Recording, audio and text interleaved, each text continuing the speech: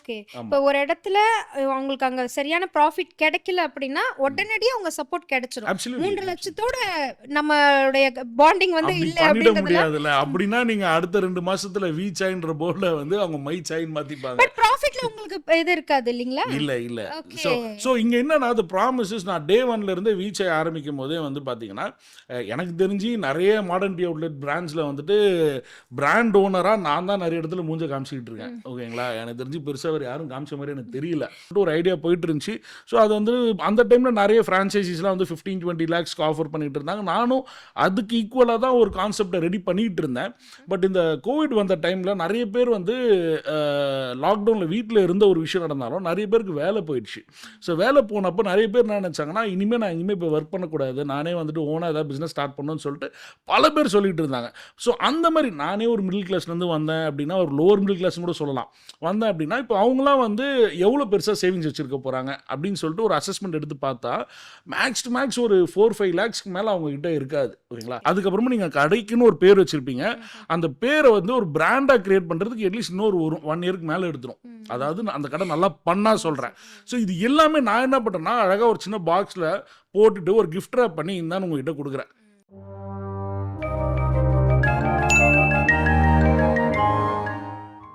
வணக்கம். Weekend leader inspiration ஷோவுக்கு உங்களை அன்போடு வரவேற்கின்றோம். இன்றைக்கு நம்ம மீட் பண்ண போற ஒரு மிக சிறந்த பர்சன். நடுத்தர குடும்பம் அப்படிங்கிற இந்த வார்த்தை, மிடில் கிளாஸ் அப்படின்னு சொன்னாலே பயத்தோடையும் பதட்டத்தோடையும் இருப்பாங்க. எந்த ஒரு முடிவு எடுக்கணும்னாலும் ரொம்ப டைம் எடுத்துப்பாங்க அப்படின்னு சொல்லுவாங்க. பட் முடிவெடுத்தா, அந்த முடிவில் உறுதியாக இருந்தா நம்ம நிச்சயமா இந்த மிடில் கிளாஸ் அப்படிங்கிறதுலேருந்து மாற முடியும் அப்படின்னு ப்ரூவ் பண்ண ஒரு பர்சனை நம்ம இன்னைக்கு மீட் பண்ண போகிறோம். ஸோ 2019 கிட்டத்தட்ட 3,50,000 ரூபாய் ஒரு இன்வெஸ்ட்மெண்ட்டில் வி சாய் அப்படின்ற ஒரு பிராண்ட் வந்து உருவாகுது. ஸோ அது வந்து பல போராட்டங்கள், பல தடைகள், இதை எல்லாமே கடந்து இப்போ பார்த்தீங்கன்னா கிட்டத்தட்ட தமிழ்நாடு, ஆந்திரா, கேரளா, பாண்டிச்சேரி இப்படி பல ஸ்டேட்ஸில் தன்னுடைய சிறகுகளை வந்து விரித்து கிட்டத்தட்ட இந்த பிராண்டோடைய வேல்யூ அப்படின்னு பார்க்கும்போது வருடத்திற்கு 300 கோடிகளை மேலே தாண்டி இருக்கு அப்படின்னு கேள்விப்படும் பொழுது, யார் இந்த மனுஷன், யார் இவரை மீட் பண்ணணுமே, எப்படி வந்து இந்த ஃப்ரான்ச்சைசின்ற மெத்தடை வந்து இவ்வளவு அழகாக கொண்டு போய்கிட்டு இருக்காரு, அவரை பார்த்து நறுக்குன்னு 4 கேள்வி கேட்கணும் அப்படின்னு சொல்லி வீக்கெண்ட் லீடர் மூலமாக நாங்கள் வந்து ஆசைப்பட்டோம். ஸோ இப்போ அந்த மனிதர் மிஸ்டர் டேவிட் அவர்கள் இங்கே நம்ம இடையே காத்திருக்காங்க. வணக்கம் சார். வணக்கம் சார், ஃபர்ஸ்ட் கொஸ்டின், எவ்வளோ தைரியம் சார் உங்களுக்கு? ஒரு மிடில் கிளாஸ்லேருந்து வந்து செஃப் சம்பந்தமான படிப்புகளை படித்து 1000க்கும் மேற்பட்ட, கிட்டத்தட்ட 1000 நெருங்கிட்டீங்க இல்லையா? அவங்க இங்கே 20-30 அவுட்லெட்ஸ் வைக்கிறதுக்கு திணறிட்டு இருக்காங்க. எப்படி சார் இது? ஸோ அதுதான் நீங்கள் சொன்ன மாதிரி தான், அந்த ஒரு மிடில் கிளாஸ் உடைய வெறி தான், வேறு எதுவும் கிடையாது. ஸோ அது மட்டும் இல்லாமல் இந்த துறையில் இருக்கிற ஒரு பேஷன். ஸோ இது ஒருத்தர் வந்துட்டு ஒரு ஃப்ரான்ச்சைசி நல்லா பண்ணும்போது, அவங்கள பார்த்து இன்னொரு ஃப்ரான்ச்சைசி பண்ணும்போது, அதுவே வந்துட்டு நமக்கு ஒரு பூஸ்டை கொடுக்கும். அவங்கள பார்த்து அடுத்த பர்சன் வந்துட்டு சரி இந்த பிராண்ட் நல்லா இருக்குது எடுப்போம் அப்படின்ற அவங்களுடைய ஒரு இன்ஸ்பிரேஷனல் ஸ்டோரிஸ் தான் இவ்வளோ ஒரு அவுட்லெட்ஸை க்ரியேட் பண்ணுறதுக்கான ஒரு மோட்டிவேஷனாக இருந்தது. அதுதான் வந்து இன்றைக்கி நாங்கள் அதுதான் எங்களுடைய பாசிட்டிவே பேசிக்காக. உண்மையிலே இந்த டீ அப்படின்றது சென்ட்ரல் மட்டும் இல்லை, ஸ்டேட் மட்டும் இல்லை, எல்லா இடத்துலையுமே இந்த டீன்ற ஒரு விஷயத்துக்கு ஒரு பெரிய ஹிஸ்ட்ரியே இருக்கு. டீ கடையில் இருந்தவங்க எங்க வேணாலும் போய் ஆள முடியும் அப்படின்ற மாதிரியான ஹிஸ்ட்ரிலாம் இருக்கு. பட் இப்போ 1000 அவுட்லெட்ஸ் இதெல்லாம் வந்து சொல்லும் பொழுது, உங்களை பாராட்டும் போது, ஓகேடா ஏதோ நம்ம பண்ணிட்டோம் சூப்பரா அப்படின்னு நம்ம நினைப்போம். பட் அந்த ஃபர்ஸ்ட் எஃபர்ட் அது எடுக்கிறதுக்கு எந்த ஒரு விஷயம் உங்களுக்கு இன்ஸ்பிரேஷனா இருந்தது? அப்போ எவ்வளோ பெரிய கஷ்டங்கள்லாம் இருந்தது? உங்களுடைய அந்த நினைவுகள் அது உங்க மனசுல இப்போ எப்படி ஓடிட்டு இருக்கு? கண்டிப்பாக இருக்குது. ஸோ ஆக்சுவலாக வந்து வி சாய் ஆரம்பிக்கிறதுக்கு முன்னாடி நிறைய பேர் வந்துட்டு என்னுடைய ஃபர்ஸ்ட் பிராண்டே வி சாய் தான் நினைப்பாங்க. பட் வி சாய் ஆரம்பிக்கிறதுக்கு முன்னாடி வந்துட்டு மேட் ஃப்ரைஸ் அப்படின்னு சொல்லிட்டு ஒரு பிராண்ட் வச்சுருந்தோம். ஸோ அது ஆல்மோஸ்ட் ஒரு 38+ அவுட்லெட்ஸ் ஸ்டார்ட் பண்ணோம் all over India. In fact Nagpur, Pune இந்த மாதிரி இடத்துலலாம் கூட மேட் ஃப்ரைஸ் ஆரம்பித்தோம். மேட் ஃப்ரைஸ் இப்போ இல்லைங்களா? இப்போ இல்லை, அதுதான். ஸோ நீங்கள் வந்துட்டு வி சாய் ஆரம்பிக்கிறதுக்கு என்ன இன்ஸ்பிரேஷன் கேட்டிங்க இல்லையா? ஸோ அதுக்கு தான் வரேன் நான். ஸோ இப்போ பார்த்தீங்கன்னா மேட் ஃப்ரைஸ் ஆரம்பித்து சக்ஸஸ்ஃபுல்லாக போயிட்டு இருக்கிற டைமில் வந்துட்டு கோவிட் அப்படின்னு ஒரு விஷயம் வந்து எல்லாருமே வந்துட்டு ஆல்மோஸ்ட் வீட்டுக்குள்ளேயே உட்கார்ற மாதிரியான ஒரு சினாரியோ இருந்தது. அதில் நான் பார்த்த ஒரு விஷயம் என்னன்னா, அதுக்கு முன்னாடி வந்து டீ சம்மந்தப்பட்டமான ஒரு பிராண்டை ஸ்டார்ட் பண்ணலாமா வேண்டாமான்னு சொல்லிட்டு ஒரு ஐடியா போயிட்டு இருந்துச்சு. ஸோ அது வந்து அந்த டைமில் நிறைய ஃப்ரான்ச்சைசிஸ்லாம் வந்து 15-20 லேக்ஸ்க்கு ஆஃபர் பண்ணிட்டு இருந்தாங்க. நானும் அதுக்கு ஈக்குவலாக தான் ஒரு கான்செப்டை ரெடி பண்ணிட்டு பண்ணிட்டு இருந்தேன். பட் இந்த கோவிட் வந்த டைமில் நிறைய பேர் வந்து லாக்டவுனில் வீட்டில் இருந்த ஒரு விஷயம் நடந்தாலும் நிறைய பேருக்கு வேலை போயிடுச்சு. ஸோ வேலை போனப்போ நிறைய பேர் என்ன நினச்சாங்கன்னா, இனிமேல் நான் இனிமேல் இப்போ ஒர்க் பண்ணக்கூடாது, நானே வந்துட்டு ஓனாக ஏதாவது பிஸ்னஸ் ஸ்டார்ட் பண்ணணும்னு சொல்லிட்டு பல பேர் சொல்லிட்டு இருந்தாங்க. ஸோ அந்த மாதிரி நானே ஒரு மிடில் கிளாஸ்லேருந்து வந்தேன் அப்படின்னா, ஒரு லோவர் மிடில் கிளாஸ்னு கூட சொல்லலாம், வந்தேன் அப்படின்னா இப்போ அவங்களாம் வந்து எவ்வளோ பெருசாக சேவிங்ஸ் வச்சுருக்க போகிறாங்க அப்படின்னு சொல்லிட்டு ஒரு அசஸ்மெண்ட் எடுத்து பார்த்தா மேக்ஸ் டு மேக்ஸ் ஒரு 4-5 லேக்ஸ்க்கு மேலே அவங்ககிட்ட இருக்காது. ஓகேங்களா? அதுக்குள்ளே எப்படி ஒரு மாடர்ன் டீ அவுட்லெட்டை வந்து அடக்கணும் அப்படின்றது தான் வந்து யோசிச்சு, அஃப்கோர்ஸ் அந்த டைமில் எல்லாருக்குமே டைம் இருந்தது, எனக்கும் நிறைய டைம் இருந்தது. அந்த டைமில் கிரியேட் பண்ண ஒரு விஷயம் தான் வீச்சாய். அதாவது அதனுடைய நம்பர்ஸாக கொண்டு வந்து கிரியேட் பண்ண ஒரு விஷயம் தான் வீச்சாய். ஸோ அதை நாங்கள் என்ன பண்ணோம்னா ஒரு 3.5 லேக்ஸ் இன்வெஸ்ட்மெண்ட்டில் அதை கொண்டு வரணும், எல்லாருனாலையும் அஃபோர்ட் பண்ண முடியும் அப்படின்ற ஒரு விஷயத்தை கொண்டு வந்துட்டு பேசிக்காக ஒருத்தர் ஒரு 3.5 லேக்ஸ் இருந்தால் போதும், நீயும் ஒரு ஆண்டர்பிரனர், நீயும் வந்துட்டு நீ யாரும் டிபெண்ட் பண்ணியிருக்க வேண்டியதில்லை, நீங்களே வந்துட்டு செல்ஃப் டிபெண்டன்சியாக இருக்கலாம், நீங்களும் ஒரு பிஸ்னஸை நடத்தலாம், சக்ஸஸ்ஃபுல்லாக இருக்கலாம் அப்படின்ற ஒரு விஷயமா கிரியேட் பண்ணது தான் வீச்சாய்.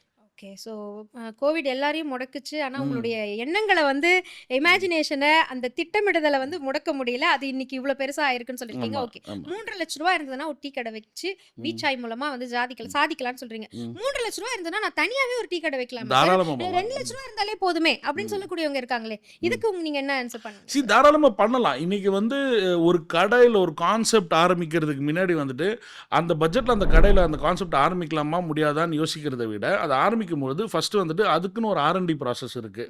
ஸோ ஒரு டீ தானே யார் வேணாலும் போட்டுடலாம் அப்படின்னு கேட்டால் கண்டிப்பாக கிடையாது. அந்த டீயோடைய டேஸ்ட்டை கான்ஸ்டண்ட்டாக கன்சிஸ்டண்ட்டாக எத்தனை கடை பண்ணுறோமோ அத்தனை கடையிலையும் சேமாக இருக்கணுன்ற ஒரு விஷயத்த நீங்கள் கிராக் பண்ணணும். ரெண்டாவது வந்துட்டு அதுக்கான ப்ராப்பர் ரா மெட்டீரியல்ஸ் எங்கேருந்து சோர்ஸ் பண்ணுறது அப்படின்ற ஒரு விஷயமும் நீங்கள் கிராக் பண்ணணும். இது எல்லாமே வந்து நீங்கள் ஓனாக பண்ணும்போது மினிமம் ஒரு 2 to 3 months இதில் போயிடும்.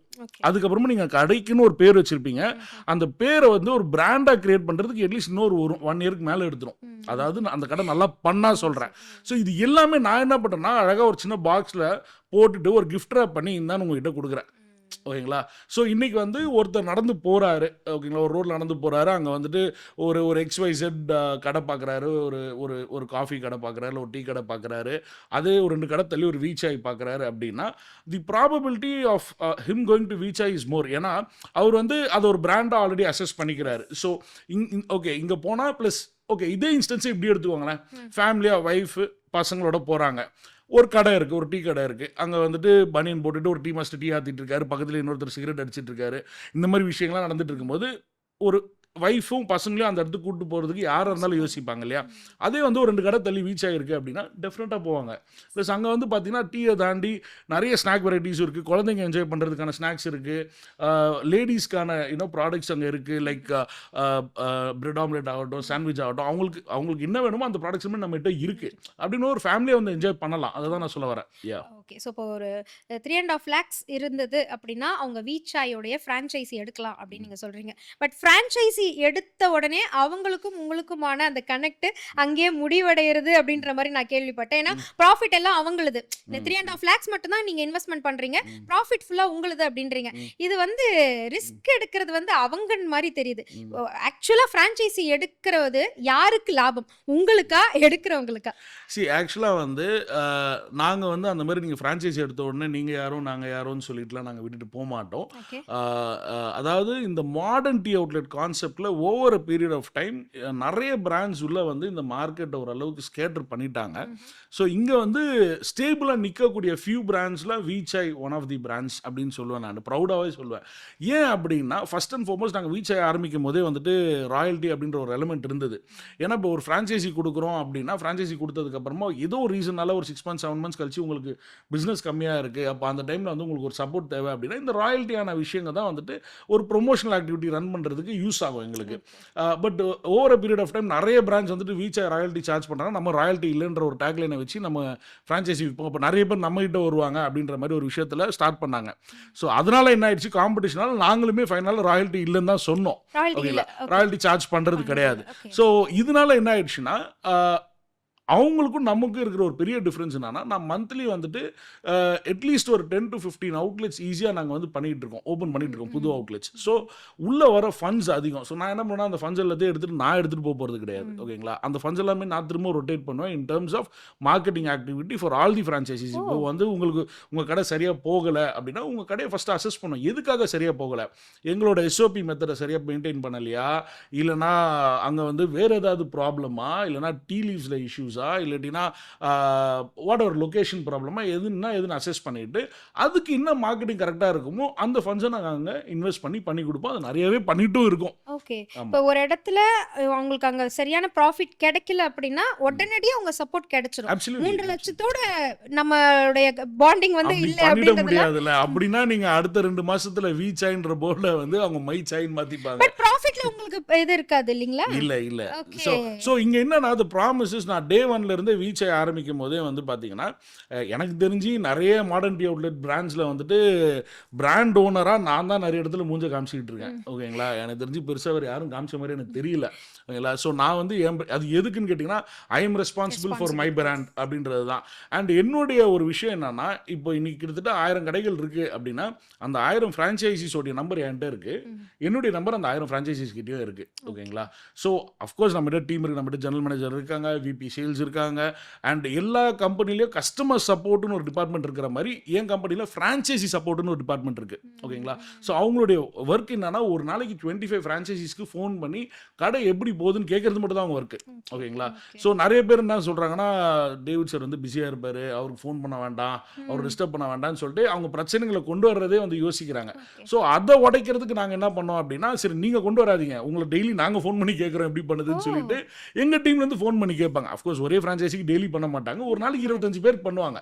இல்லை பண்ணிவிட்டு அப்போ அதில் ஏதாவது இஷ்யூஸ்னால் அதை அட்ரஸ் பண்ண நாங்கள் எல்லா விஷயங்களுமே பண்ணுவோம், அதை கிளியர் பண்ணுறதுக்காக. Super sir, super. ஸோ இப்போ ஒரு டீ கடையில ஒரு மாசத்துக்கு 1 லட்ச ரூபாய் லாபம் எடுக்கிறது அப்படின்றது சாத்தியமான ஒரு விஷயமா சார்? தாராளமாக பண்ணலாம், அதுக்கு மேலேயே பண்ணுறவங்க இருக்காங்க நம்ம ஃப்ரான்ச்சைசிஸில். எனக்கு சொல்ல முடியுமா எந்த மாதிரியான லாபங்கள் கிடைக்குது, இவ்வளோ ப்ராஃபிட் ஒரு டீயால கொடுக்க முடியுமான்னு? ஸோ அஃப்கோர்ஸ் பார்த்தீங்கன்னா, எங்கே வைக்கிறோம், அதாவது லொக்கேஷன் மேட்டர்ஸ் அ லாட். ஓகேங்களா, ஸோ 1 லட்ச ரூபா தான் சம்பாதிச்சா கரெக்டாக இருக்குமா, இல்லை அது கீழே சம்பாதிச்சா இருக்கும் அப்படின்னு பார்த்தீங்கன்னா, லொக்கேஷன் டு லொக்கேஷன் டிஃபர் ஆகும். அஃப்கோர்ஸ் ஒரு நல்லா நுங்கம்பாக்கம் மாதிரியான ஒரு ஏரியாவில் வந்துட்டு ஒரு ப்ராப்பர் பஸ் ஸ்டாண்ட் பக்கத்தில் ஒரு நல்ல க்ரௌடடான ஸ்பேஸில் ஒரு கடை கிடைக்குதுன்னா அங்கே வைக்கிறதுல தப்பே கிடையாது. டெஃபினட்டாக நீங்கள் சொல்கிற அந்த 1 லேக்குக்கு மேலேயே ஏர்ன் பண்ணுறவங்க நிறைய பேர் இருக்காங்க.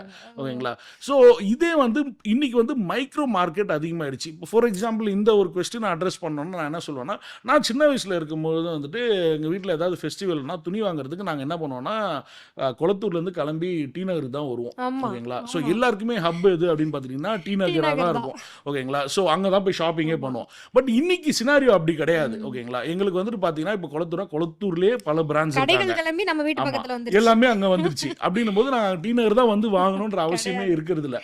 ஸோ இதுதான் வந்து சினாரியோ. ஸோ அப்படின்னும் போது இந்த மைக்ரோ மார்க்கெட்ஸ் அதிகமாக ஆனதுனால, ஸோ ஒருத்தர் வந்துட்டு ஒரு நல்ல வீச்சாயே இருக்கணுமே, ஒரு நல்ல டீ குடிக்கணும் அப்படின்னா அவர் இதுக்குன்னு பல கிலோமீட்டர் ட்ராவல் பண்ணி போகணும் அவசியம் கிடையாது. அவர் வீட்டு பக்கத்தில் டெஃபினட்டாக ஏதாவது ஒரு வீச்சா இருக்க தான் செய்யுது.